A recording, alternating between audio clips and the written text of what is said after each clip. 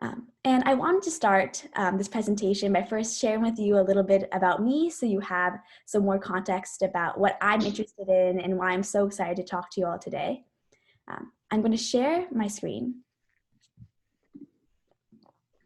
So today I will be talking about South Asians in our community and what we have now come to call the Black Lives Matter movement, which is what you've seen on social media and the news.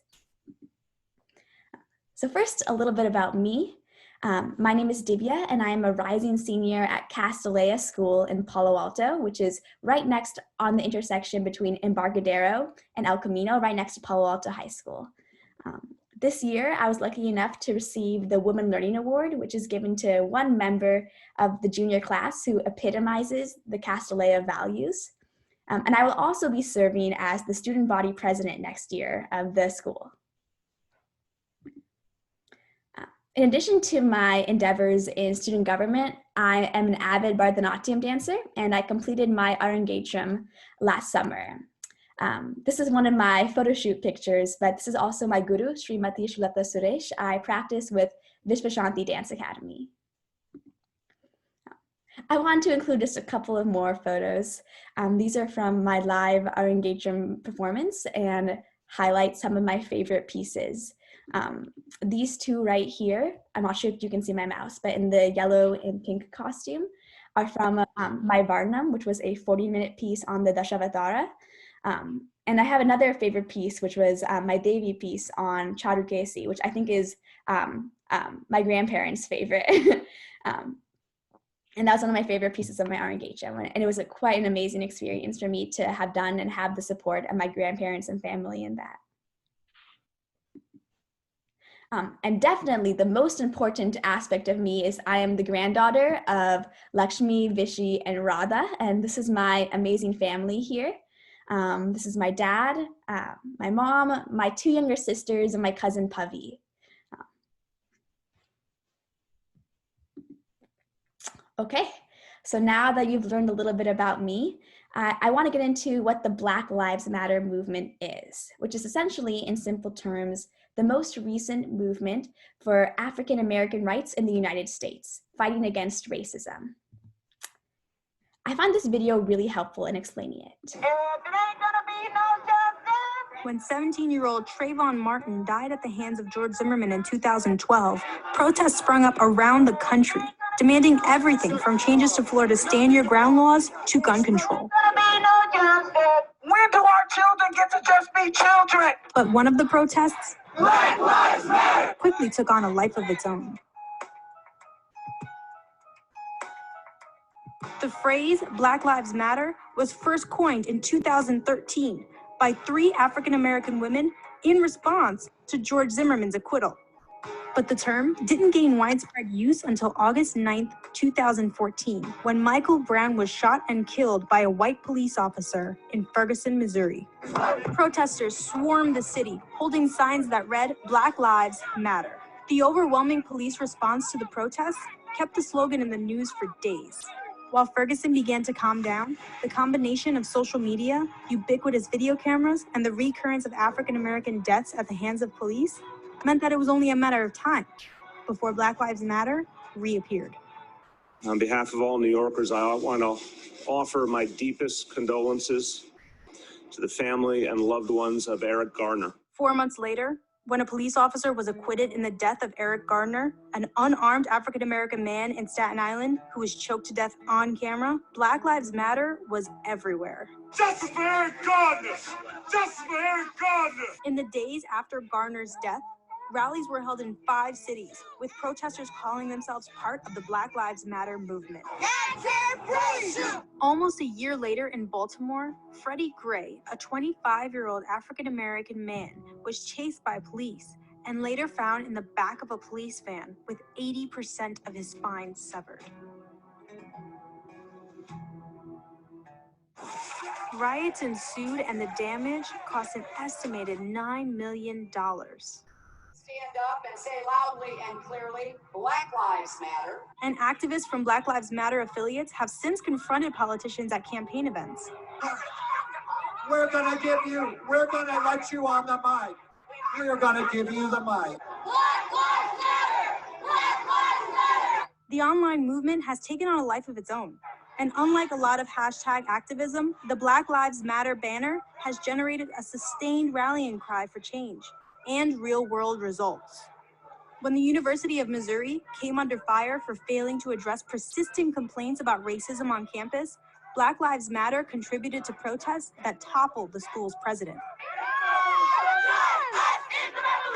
Nobody is free until all of us are free. That's the end goal.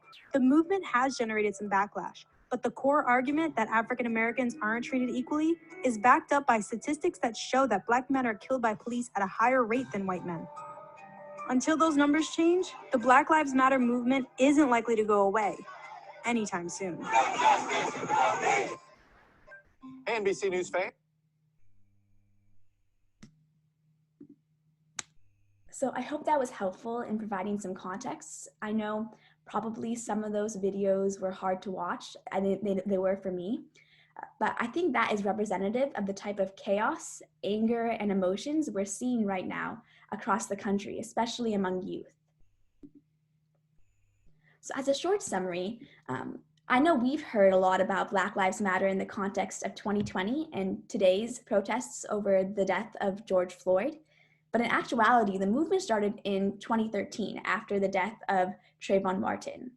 And it really started to pick up with the simultaneous deaths of many African American men in 2014. Specifically with Eric Gardner, we heard the phrase, "I can't breathe." And this phrase you'll hear a lot more right now as well, because it's a very human phrase, right? Everybody knows the feeling of not being able to breathe, and with this human response, it's so hard to see somebody else go through that pain. And I think that's why this has gotten a lot of attention. So before we start talking a little bit more about the details, I wanted to go over some key terms that I've seen a lot in the social media and news that I think are helpful to define. And by the way, if at any point you guys have questions, feel free to both just unmute yourself and ask, or you can write it in the chat as well, and I'd be happy to clarify. So the first is police brutality. And that is when a police officer acts with excessive force against a civilian. And what the argument right now is that many people believe, and statistics show, that police brutality is disproportionately or more often against people of African American descent, rather than, for example, white people. The next term is anti-racist.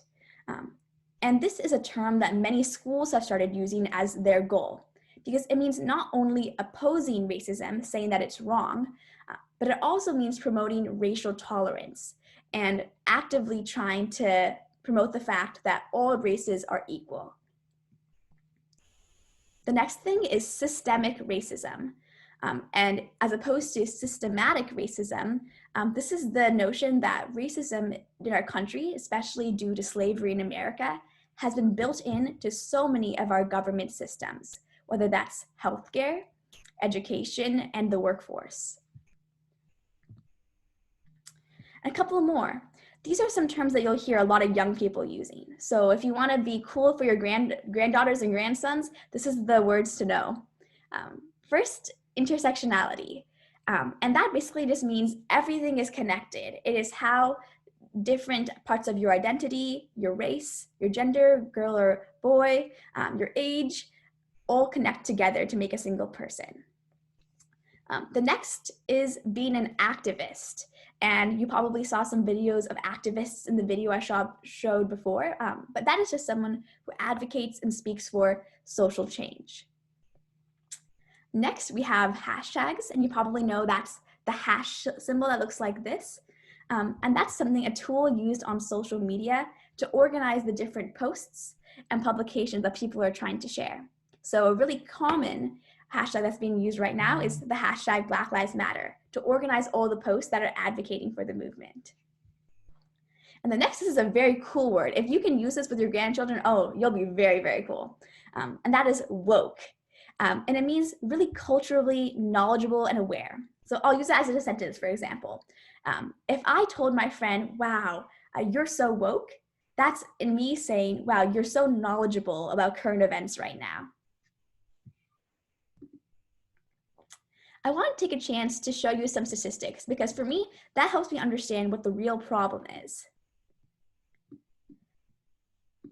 This is a map of all the different reported police shootings and excessive police brutality in America over the last year. And so it's an animation, and so as you can see, we've heard of 2 to 3 on the news, but in actuality, this is a very pervasive issue. And even if it's not reported in the news, they are being reported to the government. So why do we know that police brutality is really based on race? How do we know that African American people are disproportionately affected as opposed to white people in the country? And we can see that if we look at the population. Black people only make up 13% of the population in the United States, but their rate of police killings is 2 times that much, 28%. That shows that they are targeted. Another statistic is that Black people are 3 times more likely to be killed by a police officer than a white person is. And that's also taken in context of their population in relation to the entirety of the United States. Now, this last statistic is what I feel like is the most important. And that is that 99% of killings by police from 2013 to 2019 have not resulted in officers being charged with a crime. So right now, what the Black Lives Matter movement advocates are really asking for is how do we keep people accountable for things they do wrong, right? America's enforcement and law enforcement system is based on the fact that we can criminalize wrong actions. But what happens when police officers are held to a different standard than normal civilians and therefore are not being punished for their wrongdoings? So that's the core of the issue. And I know multiple of you have probably watched the news and seen the protests in that context, but I have a sense that you guys may be lacking in the social media department. And so I want to explain what I've seen on social media. Here's a brief summary of the different platforms that I use. First is Facebook, and this is kind of known as like the family social media. We use it to share photos with family and friends and to spread messages. Next is Twitter. And those are those small messages, not usually pictures, but those messages that we share with other people. And that has really come and gained a lot of headway because of President Trump and his use of Twitter as a form of spreading political messages. Now, Instagram and TikTok are really more geared towards a younger audience, but Instagram is very similar to Facebook in that you post photos. And what's unique about it is that it has this kind of square feed. And so when I open my phone, I see a bunch of different grids of squares that represent a person's profile. And this newest one that I'm sure you've heard about is TikTok. And this is not photos, this is 15-second videos on my phone that we scroll through. And so I want to show you an example of something that I've seen on my phone.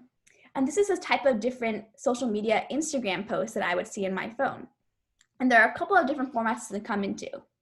First, you can see like, for example, 87 ways you can help with the movement. Social media can be used to share really easily digestible information in comparison to reading a super long news article, which is why a lot of youth use it as a news source. Next, this is an example of a tweet, something that would be posted on Twitter. Social media can be used to raise awareness and to get people to sign petitions and learn more about different issues. And lastly, social media has also been used to take really direct action through raising money. So through posts like this, we see people can actually raise money through social media for different causes based on how many times a different post is shared. So I wanted to address some questions that I thought you may have, but that I also had originally. So the first is, aren't we in a pandemic? How are people protesting? Is that okay? And the answer I have for that is that it seems like the common feeling in America is that COVID-19 is a pandemic, but so is the racism that has been existed in the country ever since its founding. And so even many people believe that because racism has not been seen as an urgent issue, but yet we see it right now that it is, they prioritize this over perhaps staying at home for COVID because they think that we need to take action now. The next question is, what makes today's protests different? Because I think we can all see that there's a lot more energy, there's a lot more anger, and a lot more movement towards government officials taking action. And so the first thing is that if we look at public opinion polls, for the first time in a long time, the majority of the country really does believe that there is still racism in America. And this is a really big leap because that means that we are now at the point where now that we have identified the issue, that it's actually there, we can move to taking action. And the next thing is that it's not just about George Floyd. George Floyd was the man who was killed at the hands of police. And he also said the words, "I can't breathe." But it was really the people he represented and the fact that so many instances happened at the same time. He's really a symbol of the type of systematic racism a lot of African American people have been feeling for a long time and are now getting national attention. And the last thing I found interesting is that this is a protest movement that has not just been in America. It's happening all the way across the world. There have been protests in England, Australia, every corner you can imagine, not only supporting Americans in their quest to achieve equality, but also trying to face racism in their own countries as well. So first, I'm going to give a little history lesson on the civil rights movement, which is something that I had the honor to learn in my AP US history class this year. I want to start with a speech from Martin Luther King, his "I Have a Dream" speech. I think that there's no other way to introduce the civil rights movement. Let's take a second to listen. I have the pleasure to present to you Dr. Martin Luther King, Jr.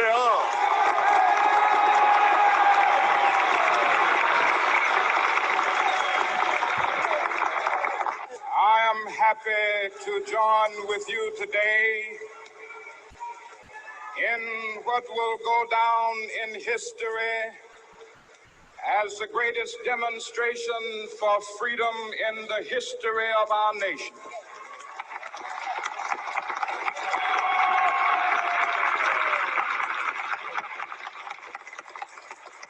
Five score years ago,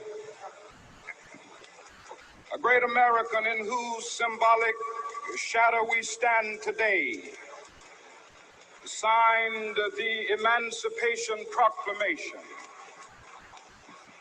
This momentous decree came as a great beacon light of hope to millions of Negro slaves who had been seared in the flames of withering injustice. It came as a joyous daybreak to end the long night of their captivity. But 100 years later, the Negro still is not free. 100 years later, the life of the Negro is still sadly crippled by the manacles of segregation and the chains of discrimination. 100 years later, the Negro lives on a lonely island of poverty. I have a dream that one day this nation will rise up and live out the true meaning of its creed. We hold these truths to be self-evident, that all men are created equal.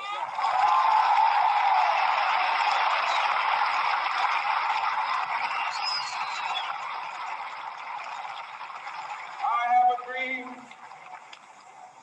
that one day on the red hills of Georgia, sons of former slaves and the sons of former slave owners will they be able to sit down together at the table of brotherhood. I have a dream that one day, even the state of Mississippi, a state sweltering with the heat of injustice, sweltering with the heat of oppression, be transformed into an oasis of freedom and justice. I have a dream. My poor little children will one day live in a nation where they will not be judged by the color of their skin, but by the content of their character. I have a dream today.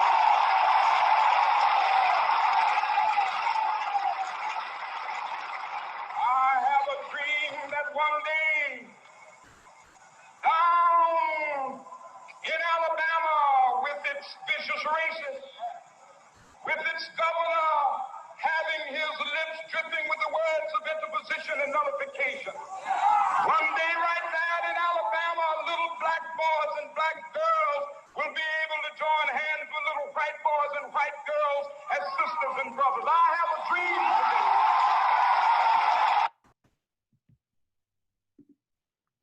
So there's a little bit more to the speech, but I think that he has said his most powerful words, I have a dream. And that vision was something that has stayed throughout the civil rights movement, and today is coming to terms again as we try to address racism that still exists.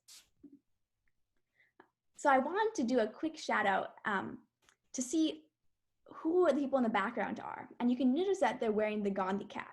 And this is going to make sense in a little while. Pay attention to this, because I'm going to talk a little bit more about how Martin Luther King was inspired by Gandhi in many different ways.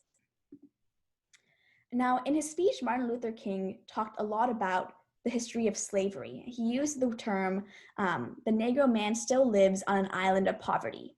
And I think that understanding the beginning of slavery in America and the different movements from that can help us understand why that is. So 400 years ago, the first slaves were brought to America. And that was the foundation of the way that our country made money, through cash crops and plantations. In 1781, America was officially founded with our Constitution. But ever since the founding of America, there has always been a push and a pull between states that oppose slavery and slaves that need slavery for their economy. And so the large debate in American history will always be, in new territories as America expands, should slavery be allowed or not allowed? The first important piece of legislation was the Northwest Ordinance in 1787. And that, from the get-go, said, in new territories, we're not going to have any slavery. But as America continued to expand, we won the Mexican-American War, we got Mexican territories, we got California. This question kept coming up. What do we do about slavery in these new states and territories? And eventually, these tensions became so high that it resulted in the Civil War, which is our fight to say, are we as a nation going to have slavery or not? And in 1865, when the Union won, we decided no. In our law, with the 13th Amendment, in our Constitution, we were going to say there's not going to be any slavery allowed. And from there, we passed a couple of more amendments. We said that not only is there not going to be slavery, all men are going to have the right to citizenship, despite their race. And even more than that, with the 15th Amendment, they should have the right to vote and choose our nation's leaders. Following the Civil War, we saw the period of Reconstruction, which is known as a really brief period of progress in American history. We see African American people, men, not women, of course. We didn't get the vote till 1920, but we saw African American men actually take leadership positions in governments. We saw raised equality on the voting polls and voting booths.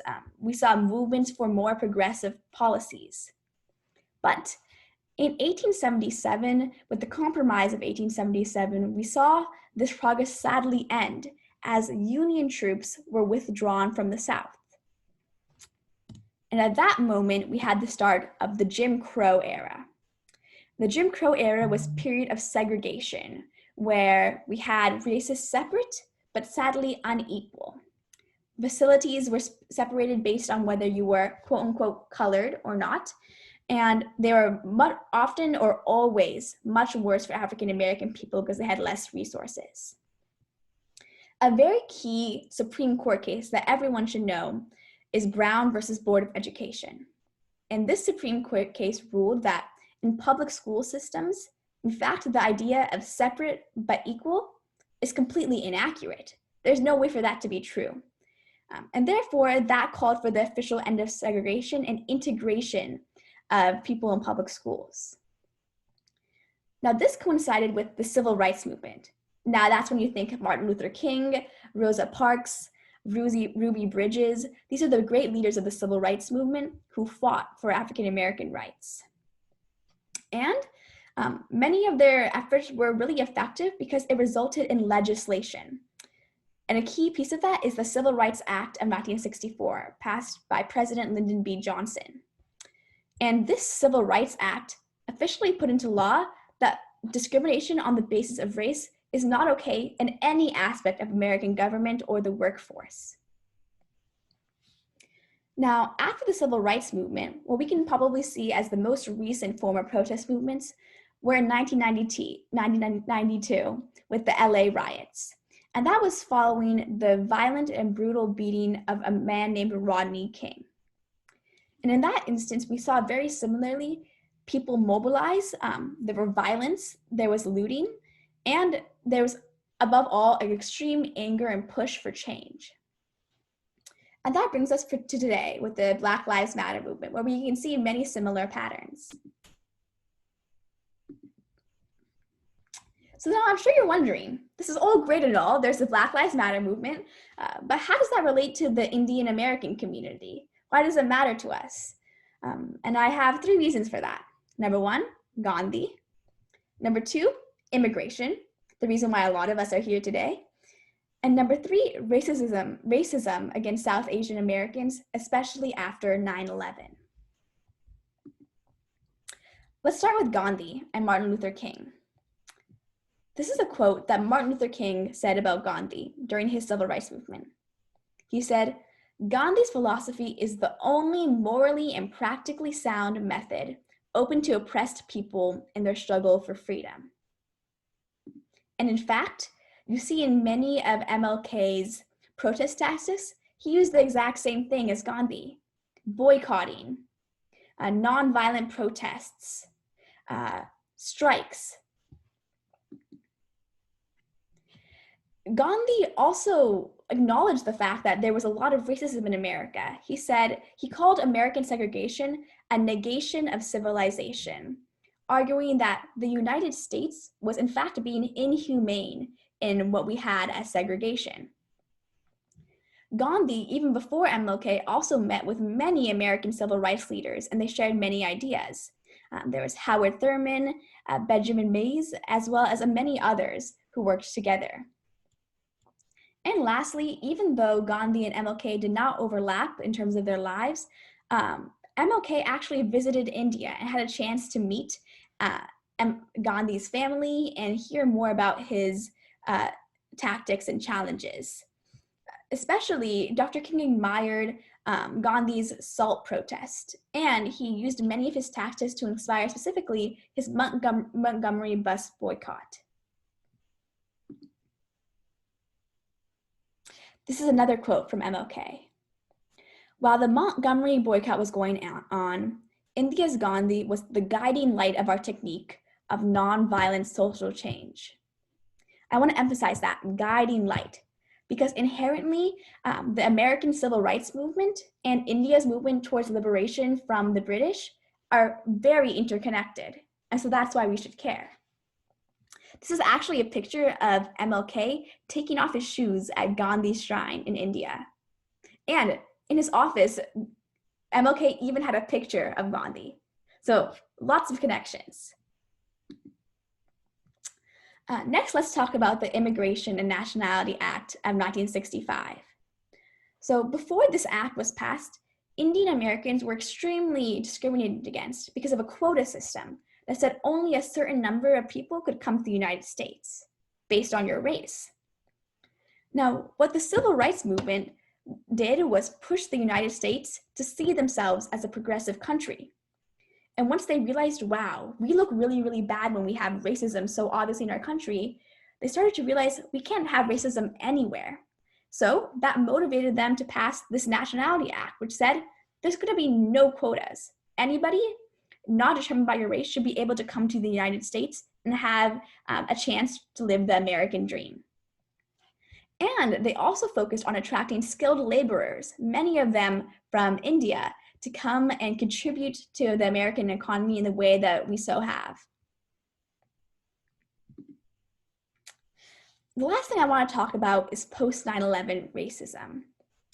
And what followed 9/11, which was the coming down of the Twin Towers in New York City by Islamic terrorist groups, was a lot of sentiment of anti-immigration in the United States. People saw brown people as a threat, as someone who was an outsider and a foreigner who didn't belong in the United States. And we can see that when we look at statistics. When you see this bar in 2001, hate crimes increased exponentially right as 9/11 came around. And ever since then, have always been higher than it was pre-9/11. And so, regardless if you're Muslim or not, the fact that people had brown skin color like this scared many white Americans. And as a result, many South Asian Americans have faced discrimination, have been seen as threatened, especially in the United States. And it's something that we're still dealing with today. So now that I've told you a little bit about what the Black Lives Matter movement is, the history of racism in America, and how that's so interconnected to our fight, not only as Indians, but Indian Americans, what can you do? Now, some may say protest, some may say post on social media, but I think the following are ways that we can really start to understand the movement and also make changes to our own mindset when it comes to race. The first is learn more about the history of racism in the United States. I've given you a 10-minute brief history, but there's so much more to learn. I personally love watching movies. These ones are not as long as Bollywood movies, so you can pair them up together. We have Selma and 13th, which is on Netflix, which are great summaries of what American historically racism has been like. Next are some books. I recently read Just Mercy by Bryan Stevenson, who is a lawyer who has fought against criminal justice racism and has fought for reform in that area. And he's great to hear from what it means to be a lawyer and try to show that people are always innocent until proven guilty. The next is you can learn more about how different moments of history, South Asian and Black Americans have actually worked together. I can send this website to you later. I can also send this whole slide deck so you can have it for reference at any time. And the next thing we can do is reflect on our own prejudices. Think about, are there times when I say or do or think things that are racist? How can I change my mindset? And the last is having discussions in our own community about the types of biases that we have and that we want to fix. And I want to do a little bit of that work today. So what is race in our own community? This is kind of a foreign concept, but what does that look like? I want to take a second to think. You're welcome to share if you want to, but think about these questions. How does our Indian American community treat Black Americans? What do we think when we see them? Have you, as someone who is brown in America, ever experienced racism? Lastly, have you noticed colorism in our community? And colorism is just a fancy term to mean discrimination against individuals with darker skin tones. So treating people differently because they have darker skin.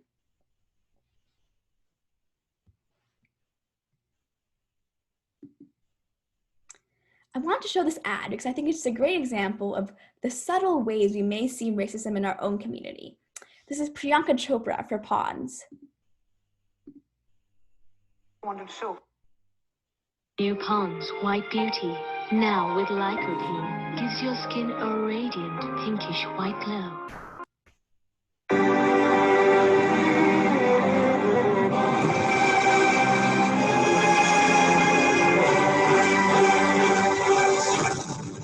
For the first time with lycopene, New Pond's White Beauty gives you a radiant pinkish white glow. Pale white or pinkish white, you choose. Pond's White Beauty.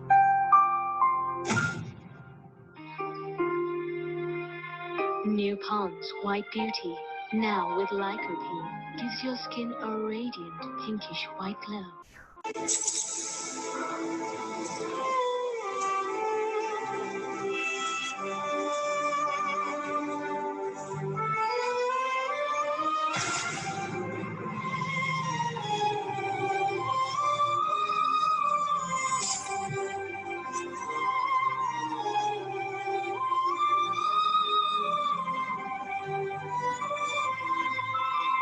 New Pond's White Beauty, now with lycopene, gives your skin a radiant pinkish white glow.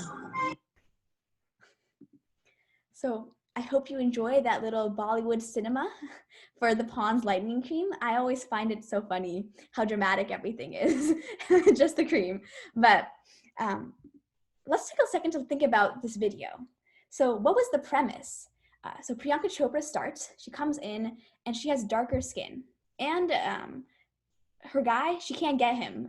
He's broken up with her, right? But as soon as she uses Pond's white lightening cream, and you can see in the progression of the ads, she suddenly becomes more beautiful and attractive, and he comes right back to her. So I think I would say what the ad is really saying is that as a woman, you are much more valued when you have lighter skin. You can get the guy, you can get the job, you can get anything else. So I wanted to ask you guys, what did you notice about the video? What kind of messages do you think that it sends to young girls? You can raise your hand or unmute yourself. I would love to hear your thoughts. It's silliness at its best, Divya. This is awful if they're still doing that in India. Doesn't make any sense at all. I would agree. Anybody Yeah. else? Go ahead. Let the ladies respond. Yep. I'm wondering, Yeah. have you seen these types of commercials in India and things, and how has it made you feel? Have you bought any of these products before? I won't buy them.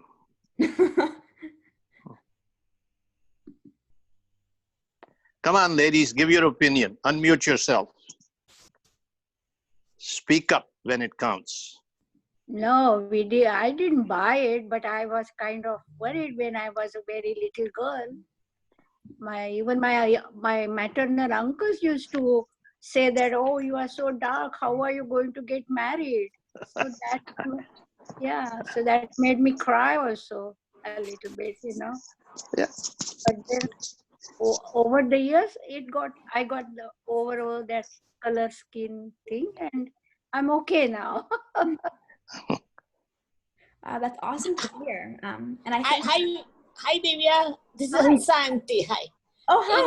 How are you? Yeah. Fine, thank you. How are you? It's such a beautiful space. Oh my God, excellent. So anyway, I've been visiting India off and on. So I also was tempted to buy this Pond's white cream. I thought I could use it, but then all my relatives in India, they said, don't use it. You shouldn't use it. As it is, you are okay. So why you want to take this kind of stuff and put on your face? So I never bought it. But anyway, I don't know I did good or bad, but I'm okay now. Okay. So, and anyway, I really enjoyed your speech. Oh, thank you. Thank you, Divya. Of course. Divya, I can tell you, as Indian Americans, we have definitely come past that. But I don't know much about India. That's why I'm asking all these people. I think it's changing in India as well. But, some of these things take time. Exactly. Hello, Divya. Yes, exactly. This is Nalini Sheth. As per my belief, I think color do not matters whether it is black or white, but or matters is the brain, whether it is a dark brain or white brain. So if you are intelligent, nothing is mattering. And blood is always red, whether it is black or white. I agree with Nalini ji. Divya, thank you very much for a very good speech. But when these young girls, they see Priyanka Chopra or anybody else celebrity using those cream, they are also think of that we should also use, and I'm going to be as beautiful as Priyanka Chopra. But when they use and they don't find any result, then they are just regretting that why these people, they do such ads which are just giving you false hope. So it shouldn't be given. And sometimes they even sue the companies also, that why these products are showing on the TV and celebrities are using. So now people, I think, are more open to these things, and they don't use these products very frequently as it was so many years ago. Well, I have yes, please share. Thank you. Thank yeah. you. I married, we were our generation, biodata will be sent, and now also they do it. The first thing is the girl is white, black, brown. So that was the first thing they will ask. They don't see other things in that girl. She may not have nose or anything, but the color was important in biodata. That how they look at the girl. Yeah. And see, I think the hardest part about that is that you often cannot change it, right? Even with these products, they promise that it'll change something about your skin, and then it never really does. It doesn't change much. That's true. Divya, I think I would put the responsibility on the parents of children, that they should be giving them confidence that you are beautiful as you are. Black, brown, white, whatever it is. The parents have a big role to play in this one. If your parents make you feel bad, then the world will make you feel bad. So the responsibility really lies with the parents to give that confidence to each child. Hey, you're beautiful as you are. Dinesh, but there are people, and not only the parents, the society all around you.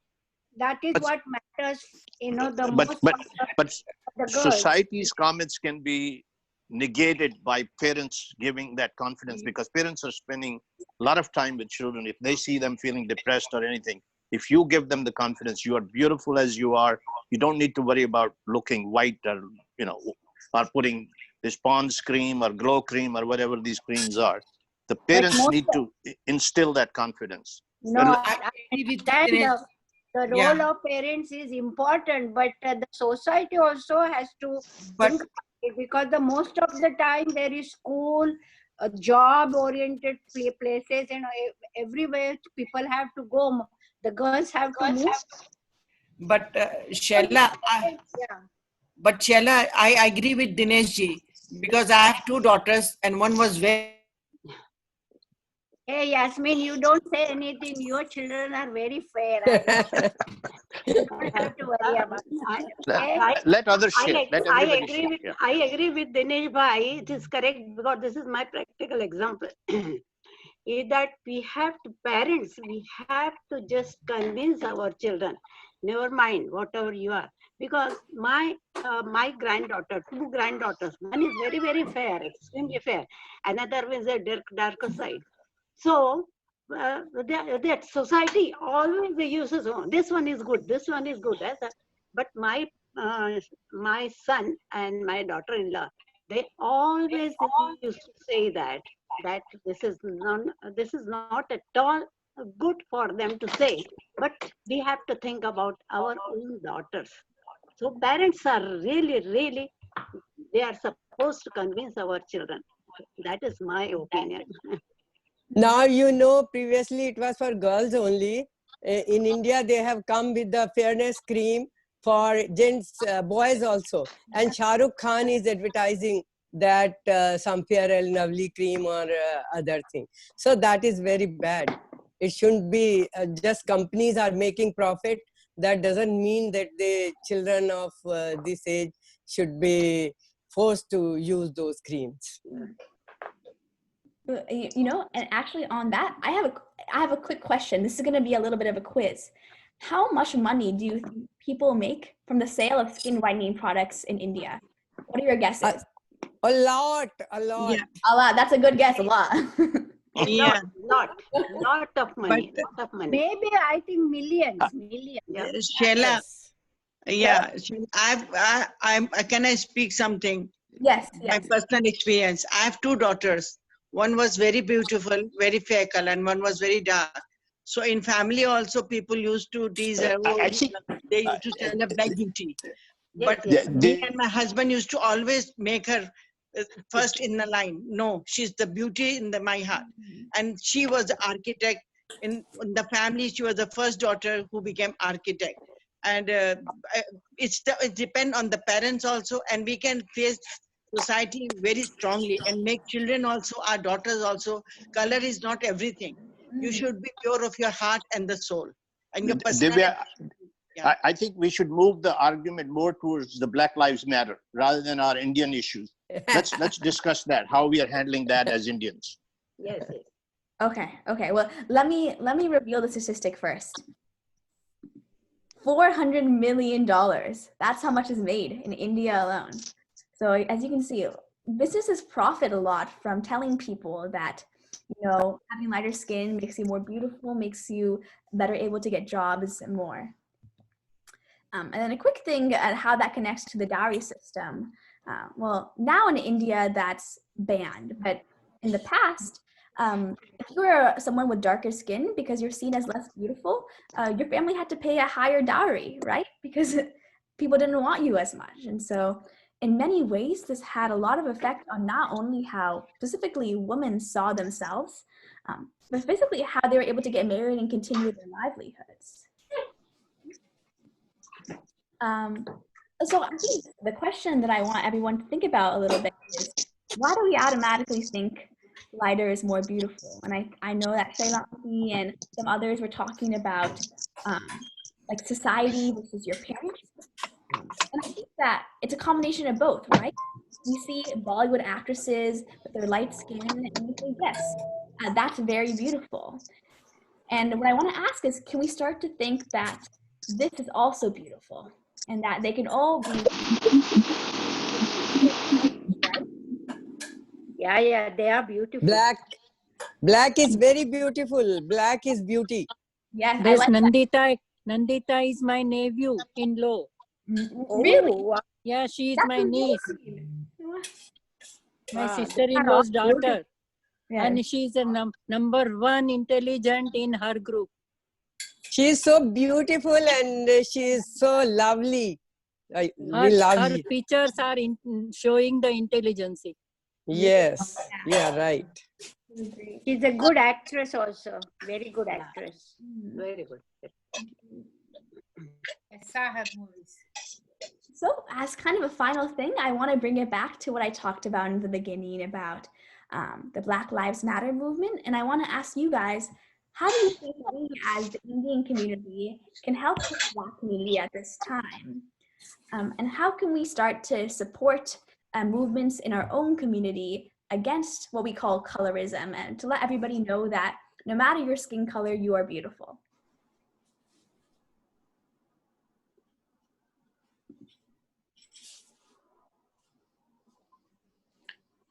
First, tell your children to be, we came here very early, and the parents used to tell their children not to have friendship with Black people. It was like that those days. So we had to tell our children to have more Black friends and bring them home, show our culture. That kind of thing we should do with our children, grandchildren.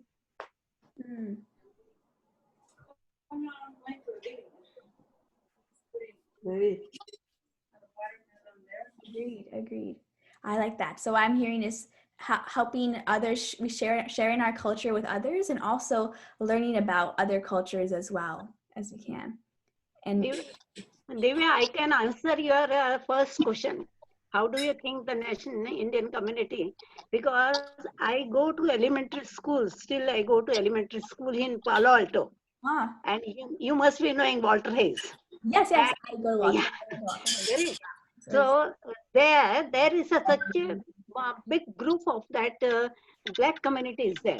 And plus Indian community also there. The first thing, all teachers in the principal, including everybody, their first thing they are telling that they should have more friendship with this community and all. And openly they said that they should mingle with them, talk to them, have a cricket friendship and all. And this is the best way. I thought that Indian community and Black community, there is no question of Black community. No question. They are community. They are in. I can say they are human beings. That's all. That's what we are doing in the school. And you know very well, Palo Alto elementary school. Walter Hayes. The name is Walter Hayes. Yeah, exactly. And it starts young, right? When we, as young children, are friends with everyone, that's creating the type of unity that we really, really need to have a successful nation, successful democracy, and to move forward. Divya, I have a first-hand experience about the discrimination in this country. It was way back 1970. We moved to New Orleans, south of states, Louisiana, New Orleans. So when we looking for an apartment, we call them, they say, yes, come on down, we have apartment for you. Once we get there and they see our skin color, they say, then they would say, it's not available. It happened so many places.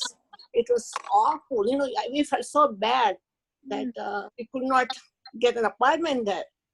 So that's what we had. So we were there only for a year, and then we moved back to East Coast. Yeah. So anyway, but now I'm sure it's not that bad as it used to be. But it was really very sad experience. So okay, go ahead. It was but go ahead, Divya. That's such a good point, because we see housing discrimination specifically for both African Americans and Indian Americans, especially in parts of America. I think we're pretty lucky living in California. We have so many bases here that that's right. Discrimination. There's so many of us, they can't. Other parts, so when, like, for example, in the South, we think New Orleans, we think Louisiana, Alabama. Some people have never seen an Indian person before. That's right. That's true. Right. Because of that, they've never seen someone who is not white. They harbor discrimination and racism against us. And so that probably explains part of the housing discrimination that you felt. And I think that although we have improved, there's still room to go, right? And you know, at the very basic level, people should be exposed to different people who look different, right? Right, exactly. A brown person before, how can you be nice and kind to them? They just foreign. And they knew that my husband was working for a new company, and it was a well-reputed company. It's not that, you know, we didn't have anything. But even then they say, oh, no, we don't have apartment for you. So anyway, that's what happened. So Divya, now after I seen you after a long time, you remind me of our Africa trip together. Oh my God, so much fun. So anyway. Oh yes, we went to Africa together in Kenya, actually. Kenya, right. Divya. Amazing. Divya. Yes. Divya, this is Nalini Shet. I had visited South Africa, and there is a place, half is out for the white people and half is for the black people. Black people cannot enter in the white area at all. Wow. Where the white people stays. And Nelson Mandela was fighting for that only. Yes. And when I visited, we Indians, say about 80 people were there, and we enter in that area. And we saw all the area why they were doing this. That is just prejudice, nothing else. Exactly. Only they are the Europeans, that's why they are separate, and Africans are black, that's why they should not enter in that area. Yeah. And we entered and we showed that because of Nelson Mandela. Exactly. And Sunita ji, can you hear me, Sunita ji? Yes. Who is the moderator? Who is the moderator? That's me, Divya. Yeah, okay then, Divya, I raised my hand to speak and nobody permitted me, so I had to shout. Sorry, yes. I want to speak.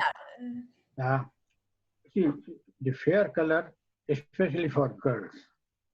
I have 2 sons, no daughters. And I have been, when I was looking for the brides for my sons, I always wanted a good looking, fair colored girls. The main reason why people prefer white color is that it is the responsibility of the parents. Your parents are responsible for your marriage in Indian system. I don't know about here. So if your parents are responsible, then they see that you have little better looks. Same is the case for parents of the boys. Now, I put you a blunt question. Mm. You are in Castilla. It is not new for me. My granddaughter graduated from there about 10 years ago. Oh, wow. Yeah. Maya Khatri. Now she's third year medical student at Boston. Oh. So you have been seeing here in American society, all black rich people, they are looking for white girls. Yeah. Why not black girls? Have a look, study. Yes. And I ask you a blunt question now. Mm. When you date, after a few years, will you be dating a good-looking, fair-skinned husband, or maybe even maybe dark or ugly, but earning good money? What is your answer? Thank you.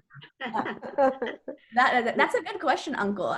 Sadly, because Castellea is all girls, I don't have that many options for dating. But I don't. This is the fact, reality. Yeah. I have been in India. You are in Castilla. I was at Dehradun. Two most famous schools of Dehradun, Doon School and Welham School for girls. I have seen the most beautiful girls selecting an ugly husband and very ugly husband selecting moderate girl. So it is not new. It depends upon what is your choice. But the fact is that so long as it is responsibility of the girl's parents to get her married, fair color will be always preferable. And that is why they insist for it. All right, let's hear the answer. Let's hear the answer from Divya though. Divya, what do you think? No, Uncle, I think you're right in that, in not only Indian society, but American society, people in general just think lighter color is more beautiful. Like, you'll see a lot of Indian people dating white people now as well. And so the question is, how can we try to move away from that and think that beauty is something that's not based on skin color alone, but everything, right? And I admit, I've never lived in India before. I understand that there's more complexity to just saying everybody can be beautiful, especially with the different systems that are there. But I think Lal Khatriji brings up a point, but I think what Divya is trying to do, which we are so grateful for, is that she says that these are these biases which cause a lot of hurt to people. And we are having the discussions to be able to change that, which takes a lot of courage. And and that is the way things were done. But the new generation and the new leadership that we are seeing, they're trying to change that, which is, I think, a wonderful change, which needs to happen. And thanks to people like Divya, taking a lead in this, we might be able to change the society's norm. So thank you so much for doing that. Yeah. Yes, I agree. Some more comments. Can you give me a little more time? Only 2 minutes comment. I tell you the story of my friend 60 years ago. He selected a girl and he thought that the girl is a little dark skinned. And his parents told him that no, she is fair skinned. So I was asked to go and see the girl because my friend had a lot of faith in me. I went, checked the girl, and I reported to my friend that the girl is dark skinned. They decided to go for the marriage. That is a different thing. I'm talking about a long time back, almost 65 years ago. So the preference will be there, so long as parents are responsible. Lalji, I feel very strong about this one. I'm going to give some advice to Divya and to all other people. Look for the better human being. Look for their heart. Look for their intelligence. Look for their emotional stuff. Don't look for color. That's the advice I gave to my children who were born and raised here, and they're happily married. And that's the advice I would give to Divya. I would give this to all the people that are there. Stop looking at color as the criteria. That's not the. Look for good human beings. Okay, that's the criteria one should be using. And we should be evolving out of our old ways of doing things in India. We have been out of India for a while. Yep, India will take its own time. But those of you who are here, start looking at better human beings, not their religion, not their race, not their color, not their any of that stuff. Get look for good human beings. That's where you'll have the best of relationships.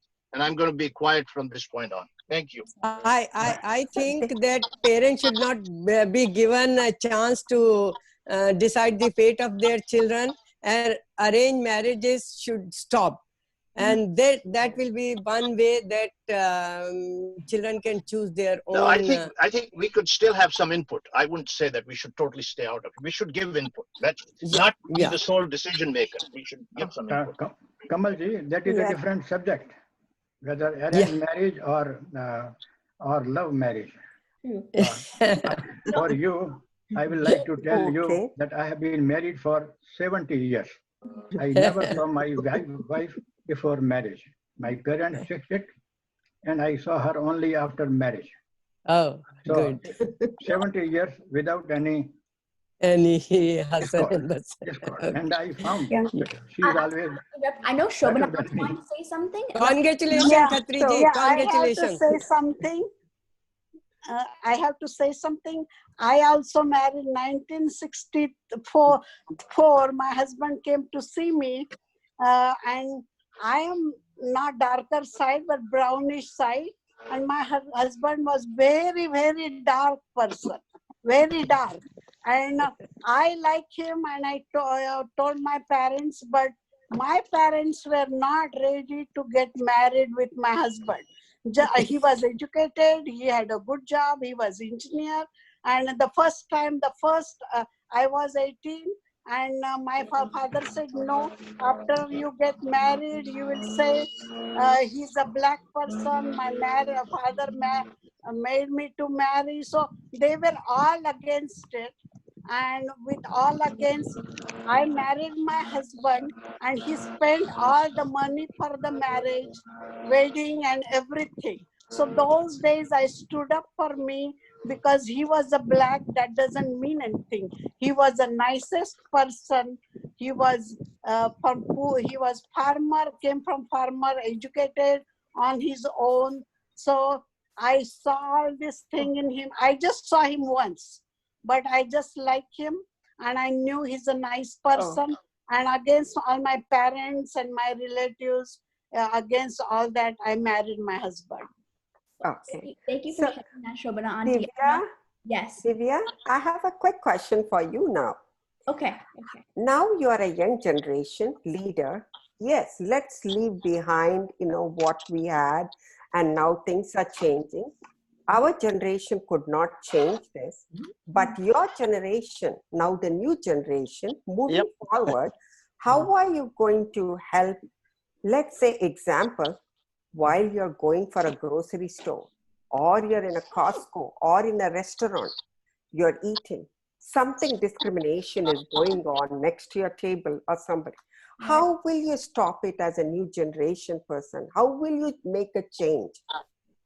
That's a great question, Sangeeta Auntie, and maybe this is a good place to end, because I say there are 2 or 3 ways we can do this.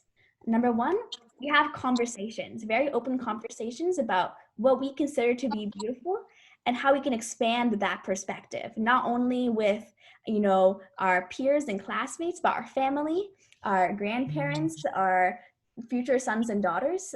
We need to have that conversation now openly. The second thing is, how do we diversify entertainment, the things that we see online? I'm not sure if any of you have seen the new Netflix show, Never Have I Ever, but it's by Mindy Kaling. It follows Devi Vishwakumar, who is this very South Indian looking girl who goes through her life. And for many Americans, this is the first time they've seen specifically South Indian culture, seeing people eat dosa and masala instead of butter chicken. And so when we diversify entertainment and we see different versions of what people could look like, that's also changing society.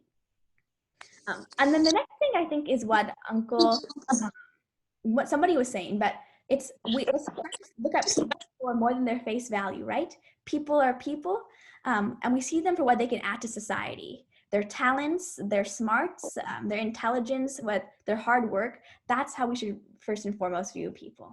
And so I had a small video, but that's not that important. I can always send that later, but I want to thank you all so much for having me today. I know we went a little bit over, but thank you for staying. You're always welcome to contact me. I can send out the presentation later. Thank you. Did you want to answer? Thank you, Divya. Thank you so much. One quick thing. Watch Roots. 70s, there was a serial going on, Roots. You should watch that one. And Roots, yeah. Well known, it got awards and all that. So it was very famous in 70s. So you should watch those. Thank you, everyone. Thank Okay, you for so today much. we all are beautiful. Come on, close it. Yeah, thank you, Divya. Thank you so much for taking the time and talking about this very sensitive topic. And I love this new generation because of that. Their thinking is completely different and they are going to make a change. Our generation could not do that because even if it is that way, like discrimination, nobody even talks about it openly. They just keep it to themselves. Nobody, goes and, asks them, why are you doing this? Nobody faces it. But this generation is there. And I'm so proud of this generation. Thank you so much. And I think now on the Talat Hassan, is there? Yeah. Rupalji, please. Yeah, so Divya, I just wanted to thank you for this outstanding presentation, that you have the courage to tackle such deeply ingrained societal issues and try and find a solution. This is just really impressive. In fact, Talat Hassan, who's our co-founder, when she found out that you were presenting, decided to attend. And she wants to say a few words. So I'm going to invite Talat to say a few words to Divya. Divya, I am just blown away by your presentation.